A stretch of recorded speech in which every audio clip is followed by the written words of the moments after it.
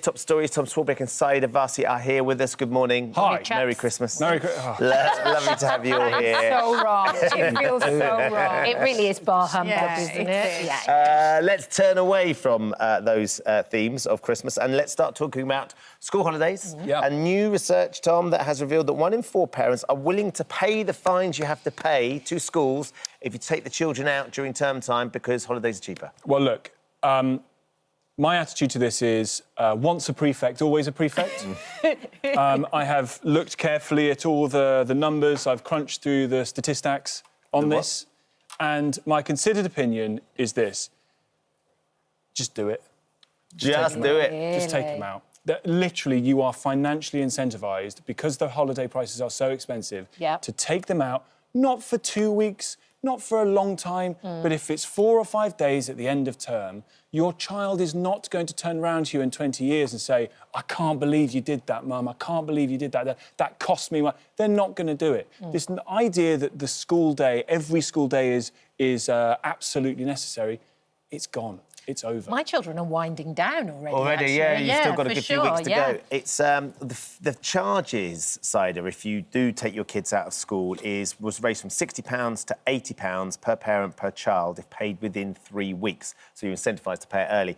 But compared to the amount of money you save if you do take your children out of school, so, for example, a family trip to Greece in term time comes to £738 per person. Same trip jumps to £1,023 per person. Family of 4, that's £1,000, isn't it, for a week? I mean, look, once a rebel, always a rebel, and you should know better, Tom, right? You've got kids in school, you should know better. But for me, and, you know, confession time, I took my daughter out of school all the time when she was young. In fact, I took her out for long periods when she was at school, including kind of almost 2 whole terms at one point, at various points. But she was in some form of education wherever I worked and wherever I travelled. But we travelled a lot together. And learning comes in so many different ways. One, if you can't afford to have a holiday at those extortionate prices and the only way you can take your kids out is by taking them out of school, are we really going to begrudge parents for doing that? Absolutely not. Because ultimately it isn't actually taking them away on a family holiday and the learning they'll get from travelling to these places, also part of the education. I also think that at a time when we're now offering people the options to be able to part homeschool, not just fully homeschool, but have so many days at home, so many days at school. If you look at what we did over the COVID period in the way in which different children learnt in different ways, I just think we have to start looking at school in a much more flexible way and understand that the way in which children learn is so different than just sitting in a classroom doing the same things every single day. I know every time I took my daughter out, she had a learning spurt.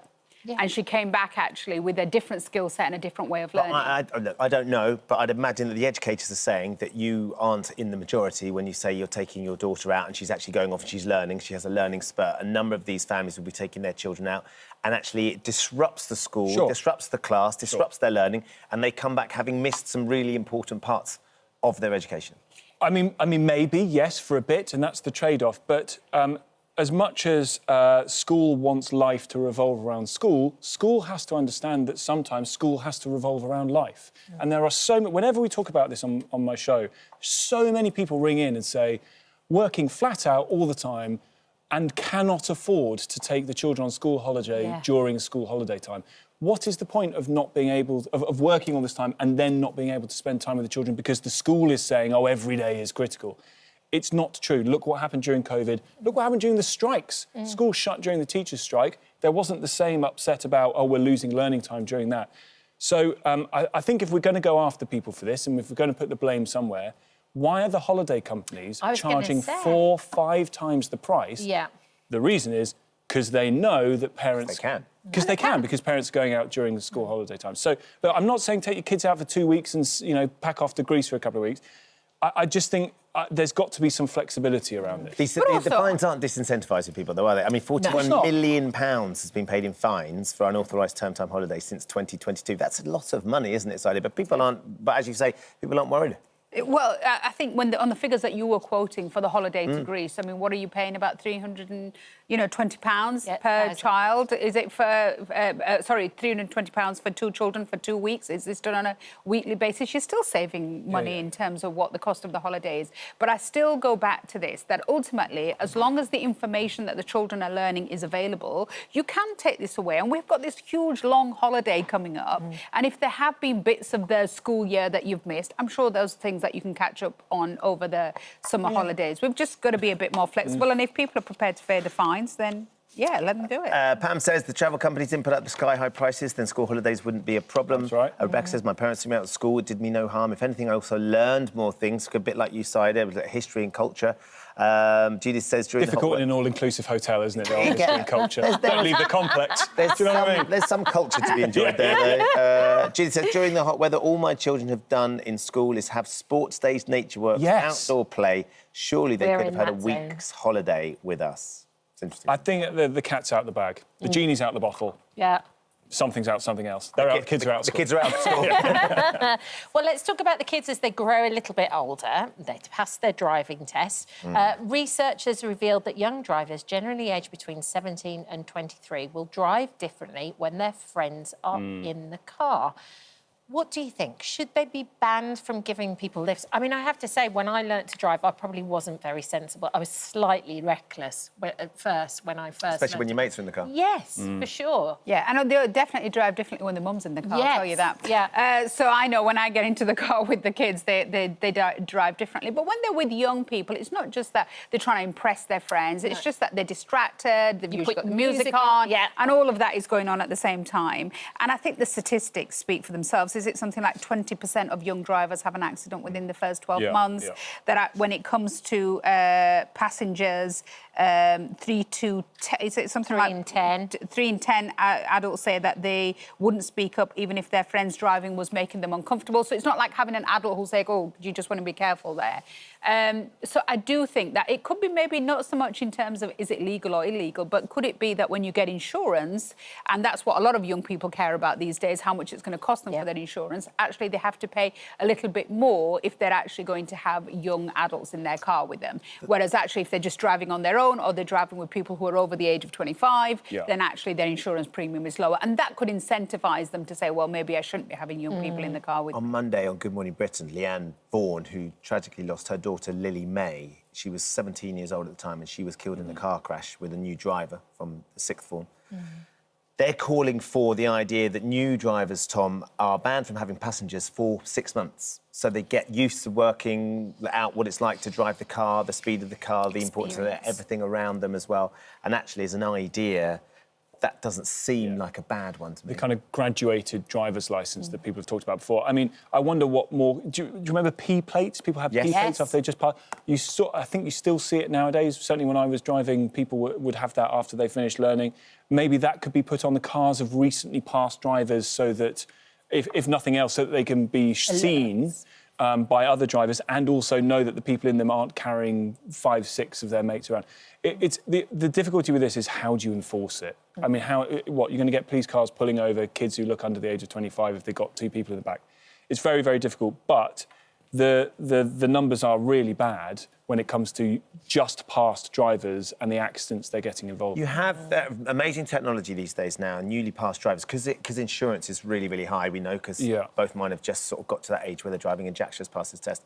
And you can put boxes in the car, little black boxes, which essentially record how the driver is driving, the speed they're going, how heavy they're braking and all that. And as long as you keep it within the safety parameters, the insurance stays where it is. But if you drive faster, it gets examined and then the insurance will go up. So actually, they're being tracked, which is quite an interesting way of sort of making sure they understand that they can't just get in the car and fly around as much as they'd like to. Yeah, insurance is a really good way in which to kind of control all of this, and then you don't need the police to be doing it because, in the end, they know that they have to have insurance to be able to drive, and if they don't want to pay, kind of extortionate rates on it. It's so expensive anyway, It is. Oh, so expensive. It's like an entire car. Right, one more story for you. The NHS is under all sorts of demands in terms of what it's required to do, but should they be prescribing sex, Sayeeda, on the NHS? Dame Emma Thompson Don't give me that look. believes that it is something that should be being prescribed. Look, this is daytime, so we have to be really careful about how we have this conversation. But how are we going to do this? I mean, what do you do? Do I go down to the doctors and say, you know, I really need you to prescribe sex, and then does my other half get called in and get a talking to? I mean, how? He comes charging in. How are you going to? He's there licking it in. He's coming. An emergency button. I mean, how do you do this, right? How do you prescribe this? Yes, we understand the importance of a really loving, great physical relationship in all ages. And this is what they're talking about, ladies in later life who apparently some of them have turned to hiring escorts as a way of dealing with this matter. But how can the state get involved in this? What you choose to do in your private life entirely a matter for you, go for it, right? But the state are now prescribing walks. Yeah, they're prescribing you get out and do a little bit of golf. Maybe they can... That doesn't involve a second human being. Right? When golf, you can go out can for a play golf walk on your own, you can play it. golf on your own, you can There's go for a difficult walk rules on your own. Who's going to check whether you've actually had Exactly. So this is what she said. You need sex because it's part of your health plan. If you like, it should really be on the NHS. It should be. It's so good for you. She says a number of her friends, as you say, have been hiring escorts who they've got to that part of their life and they're not having enough sex and they want to have more sex. It does sound a little bit like, I take your point about social prescribing, it does sound a little bit like doctors at the stage now of prescribing YOLO. Do you know what I mean? Just like, come on, guys, let's all have fun. And then you can have sex and you can go and drinking and let's take some... Do you know what I mean? Like, we're heading to that stage of healthcare now because it's just... it does feel very odd to need the NHS to tell you to go and have more fun. I think if we're serious about this, I'll tell you what, there is a serious part to this, which is women who are menopausal and postmenopausal have real concerns about kind of sex drive and various other parts of their life. And the NHS will not prescribe, for example, testosterone. That is something that the NHS could look at prescribing, could look at the benefits of that hormone for women in later life and the way it impacts upon their sex life. So there is something that I think the NHS could get involved in long before it starts prescribing It's sex. definitely sort of added a springboard to that wider discussion of the role of sex and health and well-being and how we can all navigate that part of our lives as sort of relationships get longer and maybe the spark goes, doesn't it? Yeah, Sayeeda are back with us to discuss more of today's top headlines.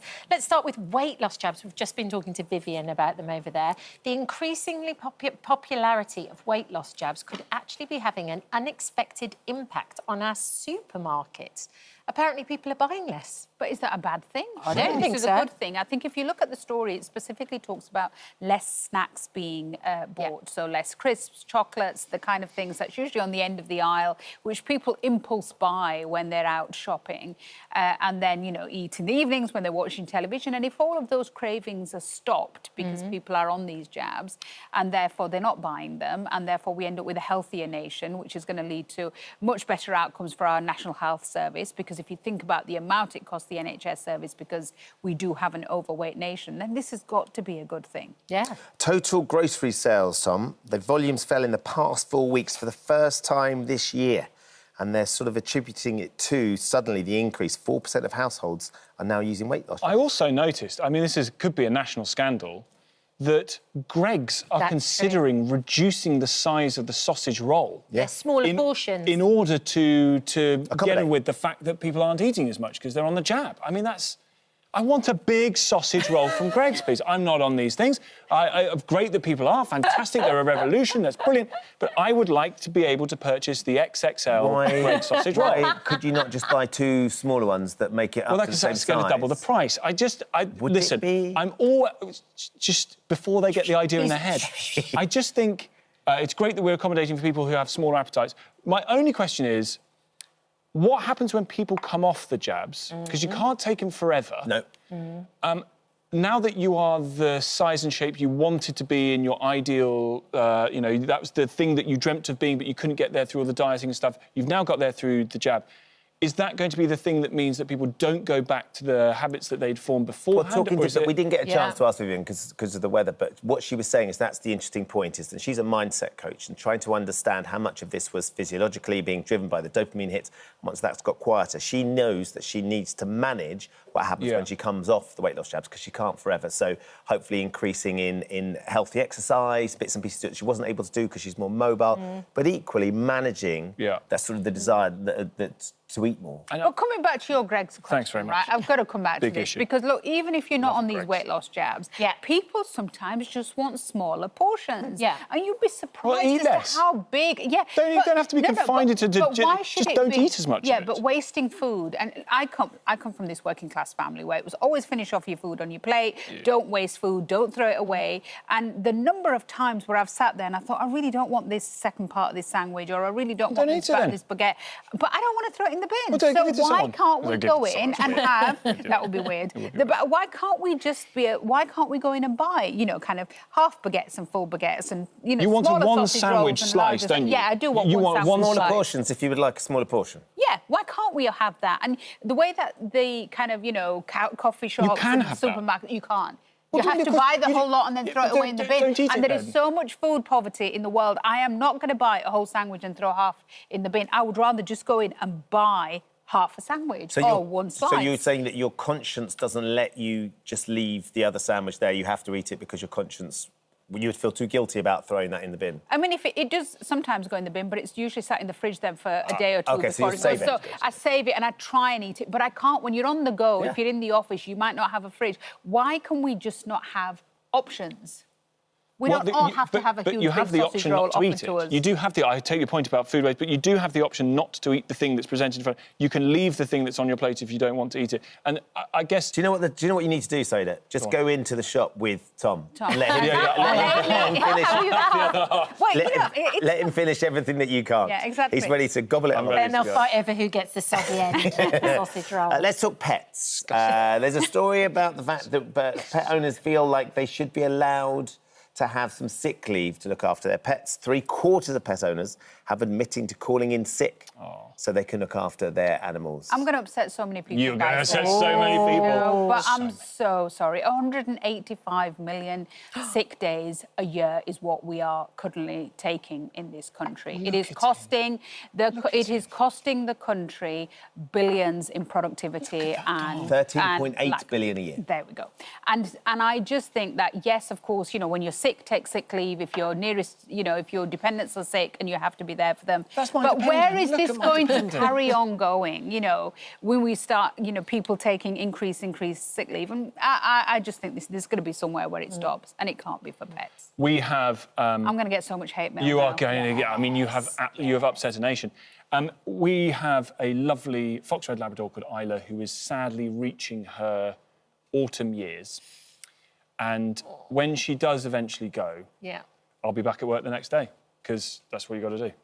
So you wouldn't take you wouldn't want bereavement leave. You wouldn't take. Oh, I'd love it. But that's I'd because love you're freelance, though. I'd love some bereavement leave. I'd love someone to pay me to stay at home. But you're to be sad with freelance, my so you feelings. can't do that. But some people do actually have to go and work. Roxy says, I think people should get compassionate leave when a pet crosses over the rainbow bridge, as she described it. They're not just pets, they're family. Greg says, I always take annual leave, whether it's for my children or my pets. That's if they're right. sick, I will take annual leave to look after the That's kids the and right pets. approach, I think. I agree. That's reasonable. Well done, Greg. Yes, well done, Greg. He's got his priorities in the right order. Well done, Greg and Greg's. For keeping the sausage roll alive. And let's hope Isla stays around. Yes. I would really like Isla to stay around. She's a lovely dog, but their hips go, don't they? Yeah, they do. Yeah. Let's talk...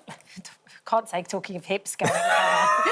What are you going to go to next? Rod Stewart. Rod Stewart. Rod Stewart's hips, I don't like. They're still They're flying. fine. They're fine. They're covered in leopard I think he's had a print. couple of knee-ops, but not the hips. They're covered in The leopard day we have to print, put Rod so Stewart they're- down is a very No, sad... No. no.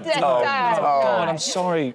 More than 200,000 revellers will be descending on Worthy Farm today for Glastonbury. Have you ever been, you guys? No. Let me think about that. No. No. No, and no. Not your thing, Sayeeda. No. Maybe we should go on a TM like this morning. We should That's a go. great idea. Like a social experiment. Yeah, to send experiment you out to see there. how we go. Yes.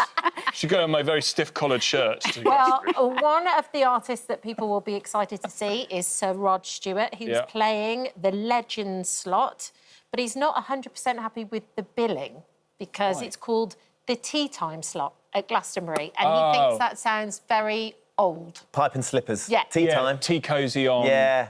Yeah. Feet up. I like an Oh, early tea. Yeah, but in Yorkshire, tea time is dinner your time. evening meal. Yeah, everybody say we're having our tea. That Yeah. doesn't mean you're having tea. It means you're having your evening meal. In cricket, you have the tea session, don't you? You have the session after tea. You have tea in cricket. There's no one complaining about that. I like Apparently, an early tea time. Sir Rod has extended his set He's got an hour-and-a-half slot. Wow. Ready to go. And you know it's going to be absolutely sensational. That's what he's saying. He normally does well over 2 hours, so there's loads of songs we won't be able to do. So they might have to unplug Sir Rod. That's a shame. If he gets a bit of a I don't know. I mean, look at him. He's still going, isn't he? He's still doing... Look at that, swinging that around. That'll hurt his wrist. And, by the way, he sounds amazing still as well. Well, it's an amazing thing. It doesn't matter whether it's tea time, lunchtime, dinner time, supper time. It doesn't matter. Don't worry about the name of it, Rod. Just go crack it out, boy. Go and smash it. There was a slightly worrying poll that revealed 12% of the festival goers aren't planning on washing themselves at all for the whole 5 days. This is why, OK? This is why, folks.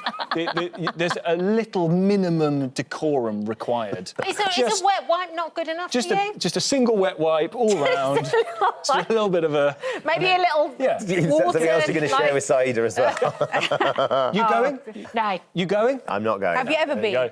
I've not been to Glastonbury. I've been to a number of festivals. I've done my festival Yeah, don't worry. You don't try to out-cool everyone. I've been to a number of festivals. I've done my festival time. He's got so defensive now, hasn't he? Yeah, hasn't he just? Have we got time for any more? Yeah, we've got time for loads more. We've got time for one more. Well, we're going to talk fashion. Apparently, the 90s may be considered the most influential decade. Sure. In terms of... 100%. Well, apparently... In terms of fashion? I think in terms of everything. Doc Martens, the Rachel haircut, Apollo's Relief, the nation's most treasured trends are here to stay from the 90s. Favourite 90s fashions from you guys? Politics, great era, the 90s. The world was a much safer place. Blair inviting everybody round. And all that. Music.